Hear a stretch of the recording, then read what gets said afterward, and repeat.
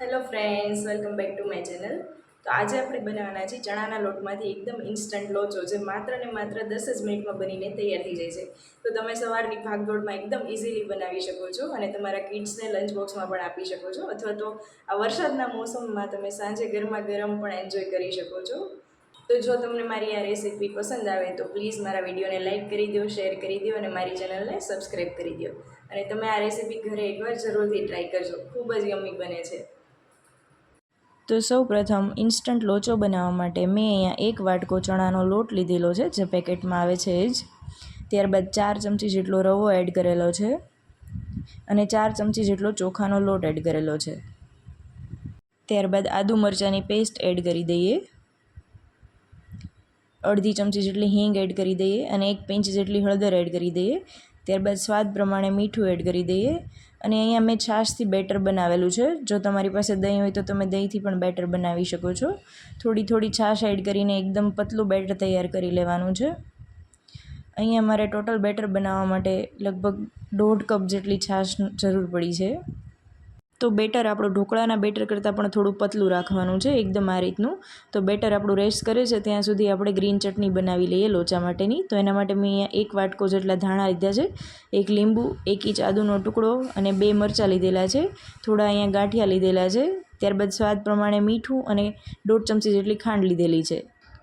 તો હવે એને એકદમ સારી રીતે થોડું પાણી એડ કરીને મિક્સ કરી લઈએ.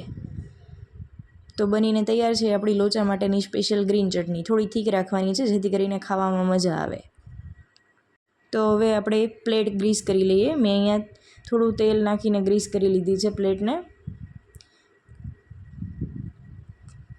ત્યારબાદ જે પણ વાસણ સ્ટીમ કરવા માટે યુઝ કરવાનું હોય તેને આપણે પ્રીહીટ કરી લઈશું.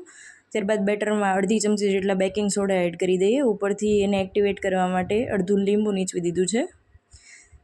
ત્યારબાદ બેટર એકદમ સારી રીતે મિક્સ કરી લઈએ. અને તમને જો બેટર થોડું વધારે થીક લાગતું હોય તો તમે થોડું પાણી પણ એડ કરી શકો છો. મારું બેટર એકદમ બરાબર છે અહીંયા. તો પ્લેટમાં તેને નાખી દઈએ. એકદમ પતલું લેયર બનાવવાનું છે, બહુ વધારે પડતું એડ નથી કરવાનું. બંને પ્લેટમાં હું બેટર એડ કરી દઉં છું. ઉપરથી થોડો લોચોનો મસાલો અથવા તો તમે લાલ મરચું પણ એડ કરી શકો છો. મેં અહીંયા લોચો મસાલો એડ કરેલો છે. ત્યારબાદ તેને સ્ટીમ કરવા માટે મૂકી દઈએ. 5 થી 7 મિનિટ માટે એકદમ હાઈ ફ્લેમ પર એને સ્ટીમ થવા દેવાનો છે.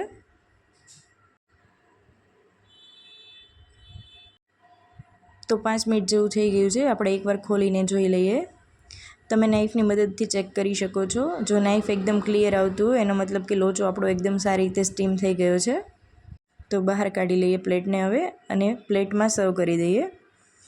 ત્યારબાદ ઉપરથી કાચું સિંગ તેલ એડ કરવાનું છે. આ એકદમ ઇમ્પોર્ટન્ટ ઇન્ગ્રીડિયન્ટ છે અને આનો ખૂબ જ સરસ ટેસ્ટ આવે છે, એટલે તમે આ સ્કીપ ના કરતા. તેલ જરૂરી છે ઉપરથી નાખવું અને ઉપરથી લોચો મસાલો એડ કરી દઈએ. ત્યારબાદ થોડી ડુંગળી એડ કરી દઈએ. જો તમે લસણ ખાતા હોય તો તમે લસણ પણ એડ કરી શકો છો. લીલું લસણ જે આવે છે એ કટ કરીને એડ કરવાથી ખૂબ જ સરસ ટેસ્ટ આવે છે. ઉપરથી થોડું ચીઝ એડ કરી દઈએ. ત્યારબાદ થોડી સેવ નાખેલી છે મેં અહીંયા અને ઉપરથી લીલા ધાણા નાખી દઈએ. જોડે ગ્રીન ચટણી છે. તો જોઈને જ ખાવાનું મન થઈ જાય તેવું એકદમ કલરફુલ બનીને તૈયાર થાય છે આ સુરતી ઇન્સ્ટન્ટ લોચો. તો તમે ઘરે એકવાર જરૂરથી ટ્રાય કરજો અને મને કોમેન્ટ કરીને જણાવજો કેવો બને છે. માત્ર 10 મિનિટમાં બનીને તૈયાર થઈ જાય છે આ ઇન્સ્ટન્ટ લોચો. એમાં પણ આ વરસાદના મોસમમાં ખૂબ જ મજા પડે છે આ ગરમા ગરમ લોચો ખાવાની. તો તમારા ઘરે જરૂરથી એકવાર ટ્રાય કરજો. Thank you.